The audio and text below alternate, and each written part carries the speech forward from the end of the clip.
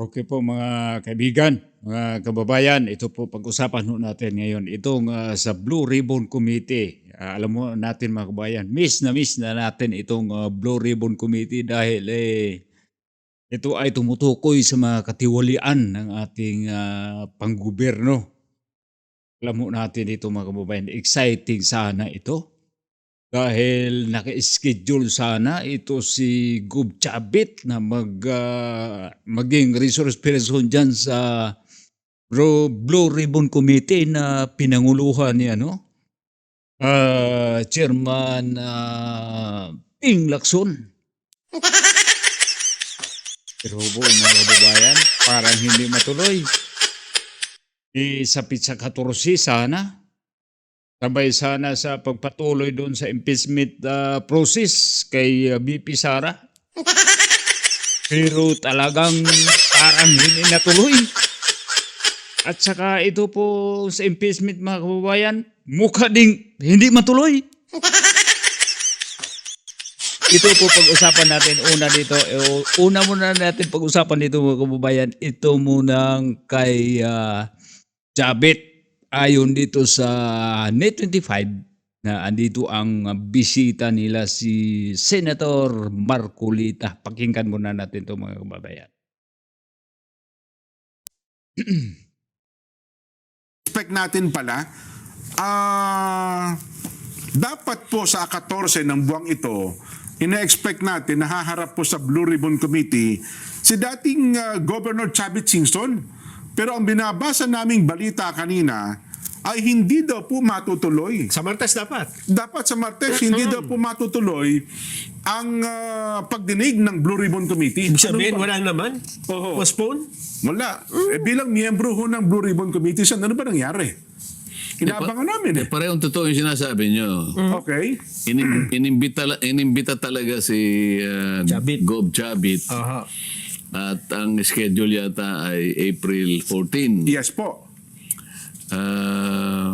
At totoo rin na sinabi nyo na dinifer yun until further notice. Okay. Mahirap. Hindi nyo ba tatanungin kung anong dahilan kung ba't na-defer? Ay, ano nga ho ba? Hindi, kasi tinanong ko, tumawag kasi sa akin yung isang kakilala namin, tinatanong niya, bakit na-defer? Sabi gano'n. Hindi ko alam, sabi ko, mabuti pa, di tawagin mo si Opo. Gob Chabit para malaman natin. Okay. So, siya Tama kasi yung naman. inimbita, yung imbitasyon kasi base doon sa aking privilege speech, isa siya sa mga sinabi ko doon na isa sa mga dapat na iharap mo at tawagin sa hearing. Opo. Kung Tama kayo. maalala ninyo, yung aking privilege speech ay tungkol sa mga tao na maaring pagkunan ng maraming ebidensya Opo. para ma-resolve natin kako itong napakalaking nakawan na nangyari sa ating bansa. Yun. So, nagsimula ako kay Yusek Bersamin, Adrian Bersamin, Gob Chabit Singson, sinabi ko rin si Yusek Jojo Cadiz, sinabi ko rin si Saldico, Opo. na po pwede naman siyang humarap kahit sumlang ka o kapag kasi nakapagpadala sa atin ng isang apostilled na sworn statement. Pagkatapos ka ako ay hindi pwedeng hindi mo naman iharap para maimbestiga rin natin si former Speaker Martin Romualdez. Ayan, opo. At pagkatapos nga ako, itong 18 ex-soldiers Opo. na lumantad kamakailan. So, mula doon sa pagtatalong yon, bigla na lang inimbita si Gob Chabit. Aha, okay. O yun ang pagkakaalam ko, 14. Pagkatapos nga, na-defer nga. Tinanong ngayon, nalaman ko na nakakuha siya ng sulat yung sulat na, yung sulat na imbitasyon na for April 14 at saka yung sulat naman na dinidefer. Si Gob Chavit po ito tinutukoy nyo? Si Gob Okay Chabit. po, okay. Oo. Sangayon doon sa kaibigan na aking kinausap para makipag-usap kay Gob Chavit. Gob Chabit, nakakuha siya ng dalawang sulat. Yun nga, yung Yung unang una, sulat. imbitasyon. Yung imbitasyon. Yung imbitasyon, nakalagay roon na iniimbita ka namin na pumarito bilang isang resource person Opo. sa April 14. At sana on or before April 7, sabi niya, ay makapag-submit ka sa aming opisina ng sworn statement kasama na ng mga dokumento o mga ebidensya na gusto mong ilakip sa iyong sworn statement. Opo. E di, on or before, sabi niya, April 7 until 5 p.m. Okay. Okay. Opo. Ngayon, nabalitaan ko, yung sulat na ipinadala uli kay Gov. Singson, April 7 din na dinidefer. Same day? So, na-receive yata ni So dito mga kababayan, nag-iba ang isip ng Blue Ribbon Committee.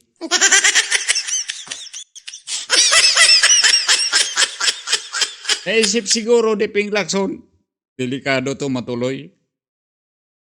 Dahil itong sa impeachment ni BP Sara mukhang hindi matuloy. Baka itong sa akin may matuluyan.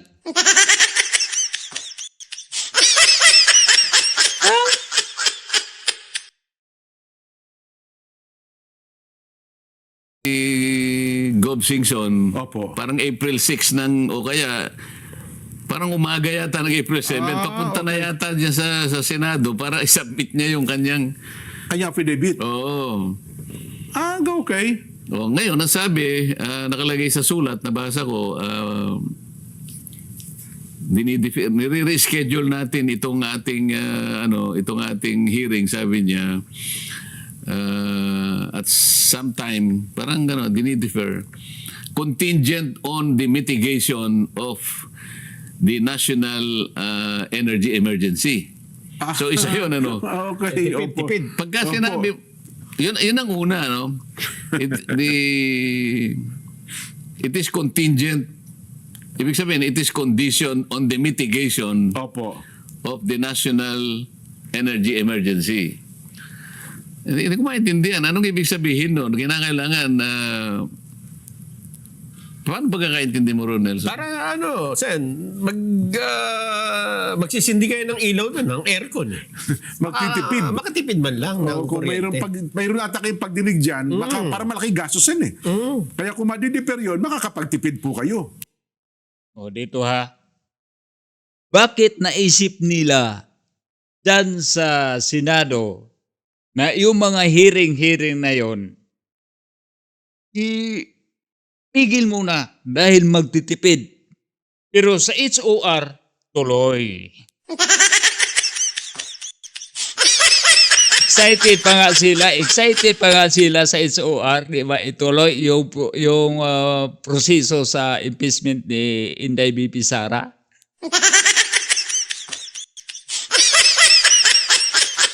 Ping Lacson, nag-iisip sila, magtitipid tayo dahil pag halimbawa ituloy natin to, maliban sa magsindi tayo ng ilaw at AC,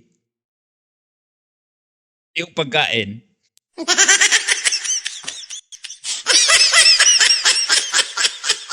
Di man yun pwede isnak lang. Kain talaga dahil hindi alam kung anong oras matapos. Di ba? So, dito na, makita natin mga kababayan, dinadahilan na nila yung pagtitipid.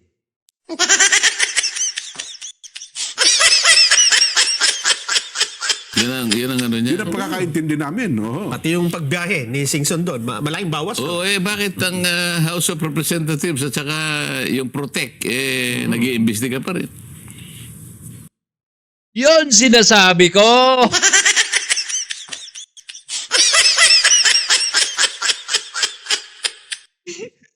Yun sinasabi ko, Sen.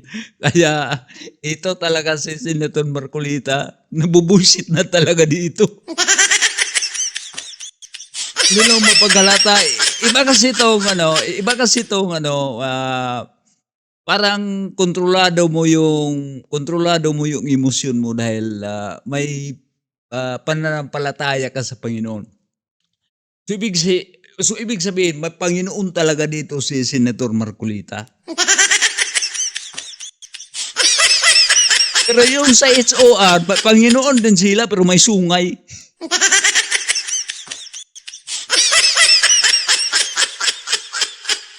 Ay, baka iba, Kami nakadalawang beses kami sa Protect eh. baka iba ho ang diskarte ni Speaker Bogie D. Hindi, sa Senado mismo. Kaya Di ba nga yung po. Protect at saka ibang mga, yung agriculture na gano'n rin. Pa rin, Opo. Oh, at saka yung Women and Gender Committee yata. Oo.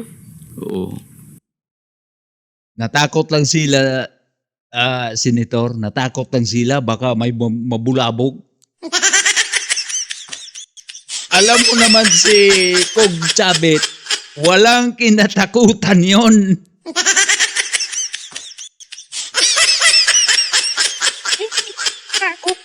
Chavit, hindi yung pwede masindak.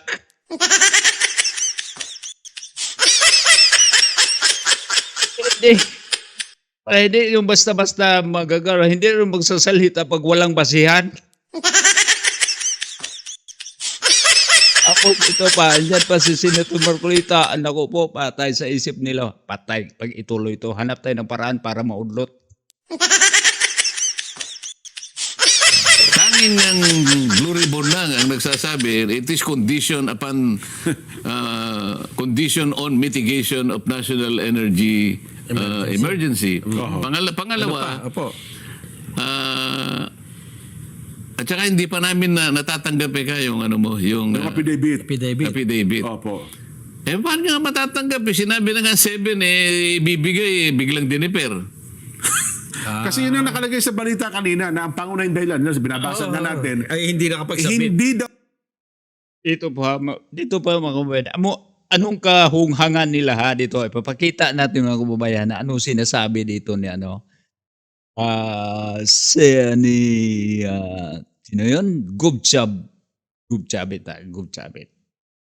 Tingnan natin ha.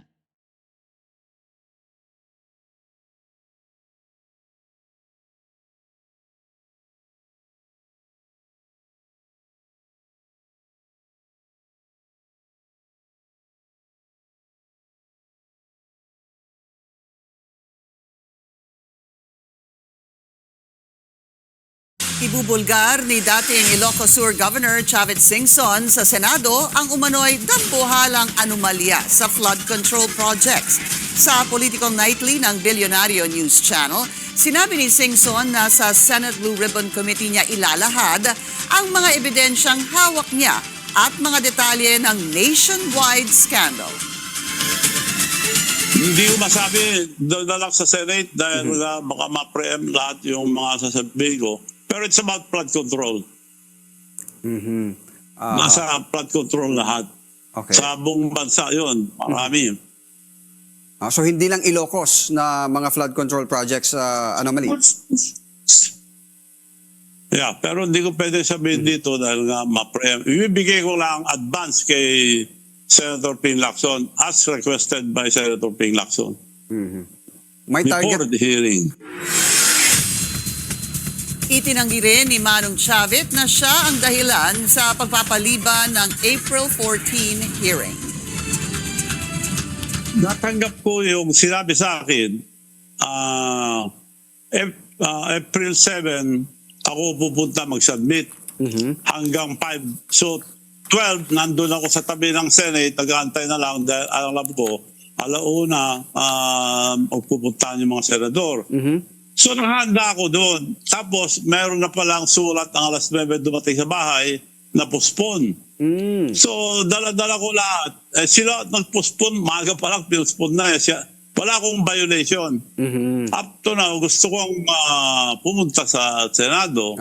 I hope na itutuloy ni Senator Ping Lacson yung pag-imbita sa akin sa Senado. I'm willing to cooperate. Nakahanda ako. Hindi po ako umatras. Ayun, yun na, sabi mismo ni Gov Chavit ha, andoon na siya. Pero may nakaano na pala, may sulat na pala, may notice na pala na hindi matuloy. The same day, nag-iba agad yung isip. Tapos sino ang chairman dyan? Si Pinky.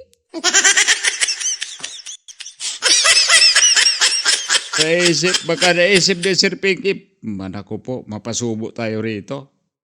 Sige, dahilan natin to, magtitipid tayo.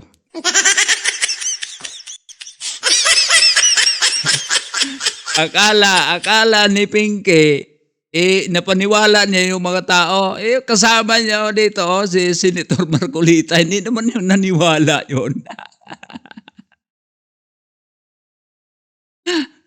Po nakapagsusumite, hanggang ngayon, si Governor Chavit ng kanyang sinumpaang salaysay, ng kanyang affidavit. Hindi, yung naunang sulat na inimbitas siya na mag-appear on April 14, ang condition doon, April 7 until 5 o'clock, isubmit mo yung yung affidavit niya. affidavit. Bakit April 7 ang sulat, dinidefer ang Ando na nga talaga si Manong Chavit, naghintay na doon sa gilid ng mga opisina na senador. Naghintay na lang siya ng oras para papasukin niya para magsumiti doon sa mga requirements na kinakailangan. Walang kalamalamatan na itong imbitasyon, nundan pala ng cancellation.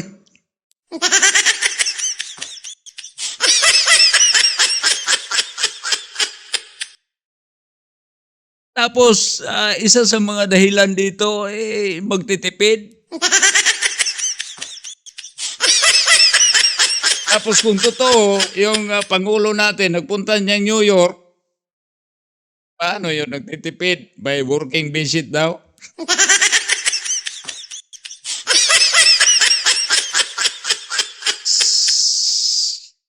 dapat sana April 8 man lang. Hindi, dapat sana April 5 man lang, April 6. May pasabi na. Papunta na raw yung papunta na raw yung mama, dala-dala yung kanyang sworn statement at mga dokumentong nakalakip doon. Yun ang pangalawa. Opo. Pangatlo, sabi niya, and further review of the partial report Yun, isa pa, kasi wala pa rin pong pumipirma. and signature of the members. Apat pa lang daw po pumipirma sin. Kailangan daw siyam. Teka muna, Parang walang nalaman. halimbawa ako, paano mo ako mainggan yung pumirma doon? Sinabi ko na nga, ito yung mga taong ito, dapat na iharap mo muna sa Blue Ribbon Committee dahil sila ay potential sources ng evidence. Para sa ganun, makita natin talaga, mapagsino natin, matukoy natin talaga kung sino-sino ang may kinalaman dito. Lalong-lalo na ang pinakautak ng napakalaking nakawang ito. Yun ang ayaw nila, Sen. Mr. Senator, yun ang ayaw ni Pinky.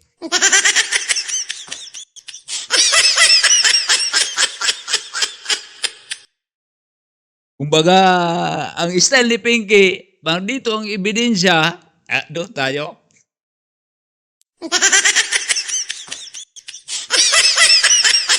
Kaya nga, Senator Marcolita, kaya nga linagay dyan si Pinky dahil may proteksyon. Ayaw matukoy. Tapos ito naman si dating Chairman Marcolita, gusto niya tukuyin. Ito namang ipinalit sa kanya, ayaw matukoy. Kaya kung ano-ano na lang yung rason para hindi lang matuloy.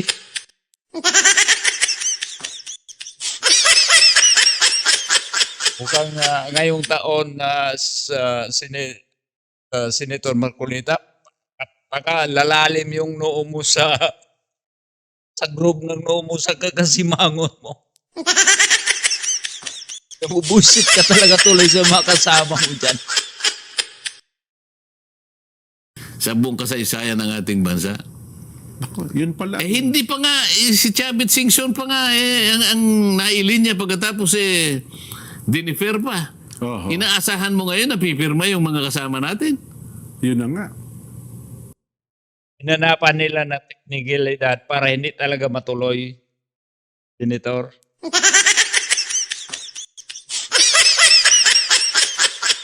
ayaw kasi nila ng mga fair play.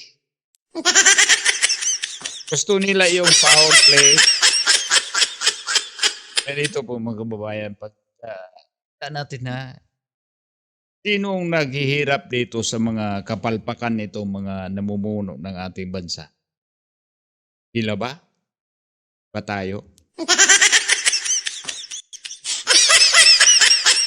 Para lang tayo mga tao, tinapunan lang nila ng basura. Kung saan napunta yung amoy, doon tayo sisingot, doon tayo sa singot, punta-punta yung amoy. Sasaboy na to na yung amoy. Ililigaw lang tayo.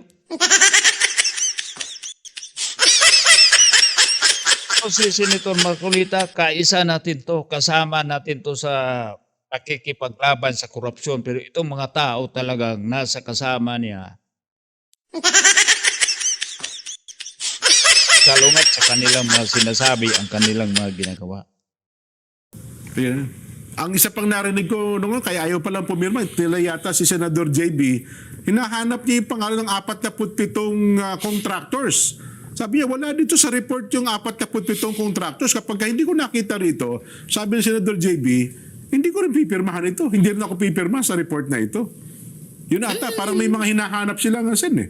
Kaya nga, so kanya-kanya sigurong pagtansya doon sa Opo. pagkagawa ng report. Ako, alam ko, dahil ako, meron na nga kami sariling minority report eh. Oho. Yung nagawa namin at least, kabisado ko hanggang sa... Hanggang sa panahon kayo, chairman pa. Hindi, maski ginamit ko rin naman yung mga ibang... Bagay, o nga pala. Di ba? Mhm. O ngayon, kung diniper niya uli, paano? Hanggang kailan? Talaga bang meron pa siyang Plano na. plano na talagang ituloy pa yung hearing ng Blue Ribbon? Oho. Parang wala na, Sid. Si Pinky? What?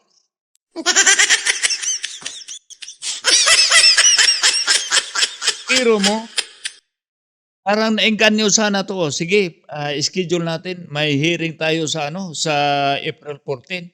Padala natin tong invitation tong isa sa mga resource person natin. Tapos itong pinadala nila medyo matikas.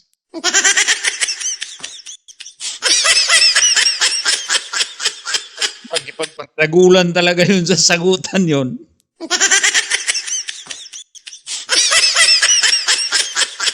Tatanda na yun sa naabot ni Chavit Singson. Ano pang ikakatakot niya mawala sa kanya? Andyan na sa kanya lahat. Wala mawawala kay Chavit Singson. Ito sa ginagawa kay Chavit Singson. Tutulong lang sana si Chavit Singson para sa kapakanan ng taong bayan. Pero anong ginawa? Anong ginawa? Pinaglaruan. Totoo lang. Yan ang nakakalungkot. Baka hindi lang nakakalungkot, yan ang nakakapagsikip ng dibdib ni Nelson siguro. Nakakasipayo nga yan. Kasi inihanda na namin ang aming sarili eh, di ba? Na 14, araw ng Martes, abay, mapapanood, may hearing. Anong klaseng paghahanda naman ang ginawa mo? Bay, naghanda na po ako ng mga chichirya. Sabi ko, tama-tama, manonood ako nito, maaga pa lamang. Di ba, mahaba-habang usapin ito. Kasi ako, maraming ikukwento si Gob Chavit eh. Yun po sabi niya. Hindi pa na matutunan. Yun lang, may sabi. Sa dami na ikikwento, baka natakot na yung chairman sa Blue Ribbon Committee na baka matuluyan na to. Kinakatakutan namin. Kabirap naman tong ginagawa natin. Parang show lang. Para mapakita sa mga tao na ginampanan namin yung trabaho pero pagtatakip pala.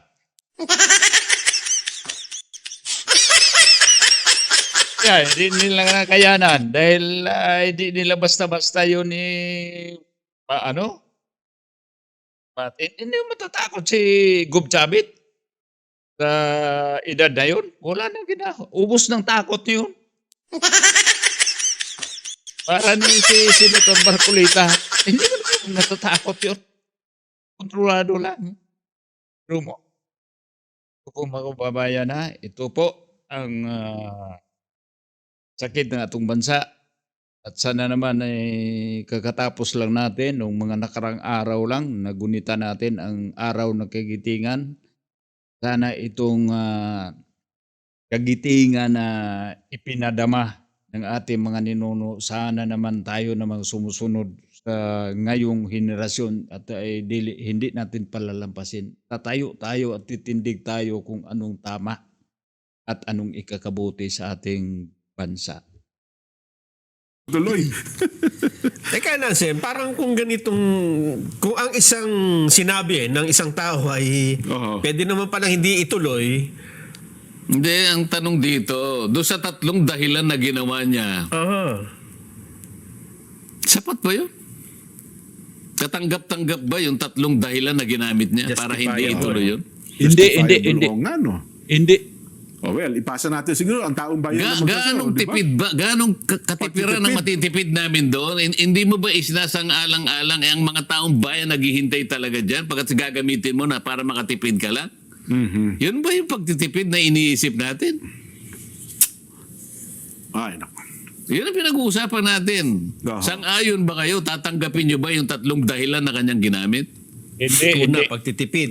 Oho. Pangalawa, hindi na Isasubmit sana nung mama eh. Hindi na sabi yung affidavit. Bakit April 7 mo, dinate yung Ginawa ng sulat mo? technicalidad. Samantalang yun ang deadline niya hanggang Na alas makapagsubitin.